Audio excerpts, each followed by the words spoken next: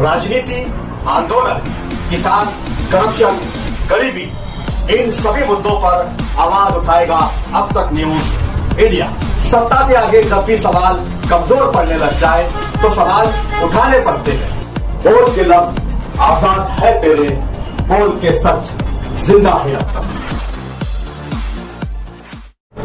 मैं उम्रा के सफ़र पर था, वहाँ भी ये बात कान पर आती रही कि बहुत सारे ओरिजिनल वोटर जो हैं उनकी वोट कटवाई जा रही है। विधानसभा इलेक्शन का रिज़ल्ट आया था और उस वक्त जो है रिज़ल्ट हमारे हक़ में आया, अल्लाह ने हमें इज़्ज़त दी। उसके बाद माजी आमदार ने इस बात का दावा किया कि 42,831 वोट बोगस है। पूरा शहर इस बात को जानता है कि इस तरह जो है इल्लीगल तरीके से जो वोट बढ़ाए गए थे, आज जिन लोगों ने वोट कल बढ़ाया था आज उसको कटवाने की कोशिश कर रहे हैं। बहुत उर्दू की एक बहुत मशहूर मिसाल है कि चोर मचाए शोर। आज हम लोगों के सामने जो सूरत हाल है कि मुल्क में जो फ़िरका परस्त पार्टी बरसरे इक़्तिदार है वो NRC पूरे मुल्क में लागू करना चाहती है और किसी शख्स का हिंदुस्तानी होने का सबसे मजबूत सबूत जो है उसका वोटर लिस्ट में नाम होना और वोट करने का अधिकार मिलना है।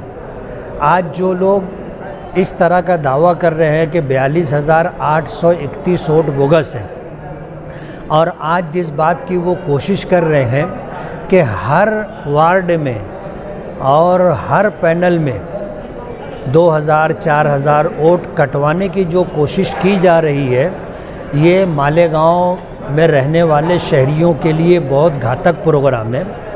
बीजेपी के दलाल और बीजेपी की ईमा पर काम करने वाले सांठ-गांठ करके ख़ास तौर पर माइनॉरिटी में मुसलमानों का वोट कटवाने की कोशिश की जा रही है।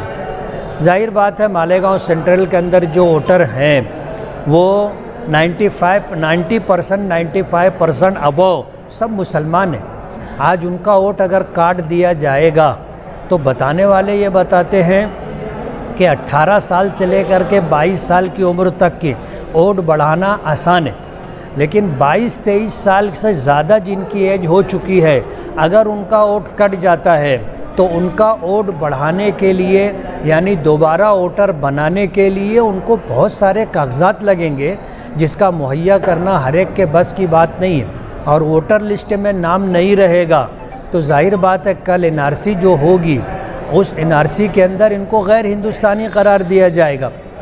आज इलेक्शन कमीशन ने मुल्क में 10-12 स्टेट के अंदर SIR कराने का ऐलान किया है।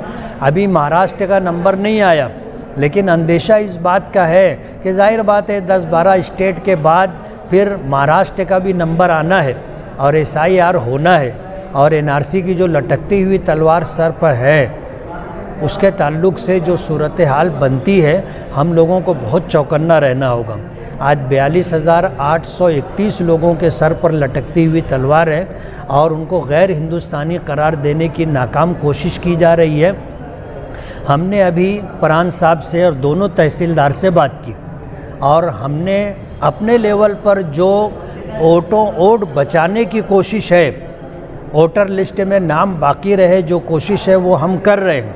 और आपके ज़रिए से हम पूरे मालेगांव में अपने वोटरों को ये पैगाम देना चाहते हैं कि आप जागरूक रहें, बेदार रहें, वोटर लिस्ट में अपना नाम चेक करें। अगर आपका वोट कट हुआ है तो आप BLO से रब्ता करें और अगर BLO आपका ताउन नहीं करता है आप हमसे रब्ता करें।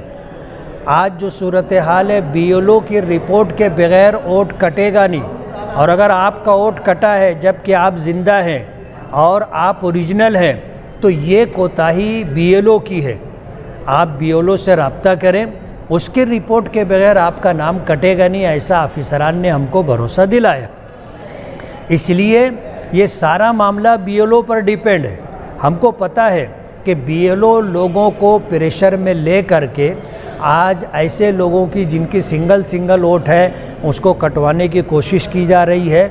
और हमने ये भी महसूस किया कि ख़ास तौर पर एक बिरादरी के लोगों की वोट काटी जा रही। इसलिए हम वोटरों से ये कहेंगे, आप बेदार रहें, जागरूक रहें और वोटर लिस्ट में अपना नाम देखें। अगर आपका वोट कटा है, आप BLO से रब्ता करें कि उन्होंने आपका वोट काटने की रिपोर्ट कैसे दी।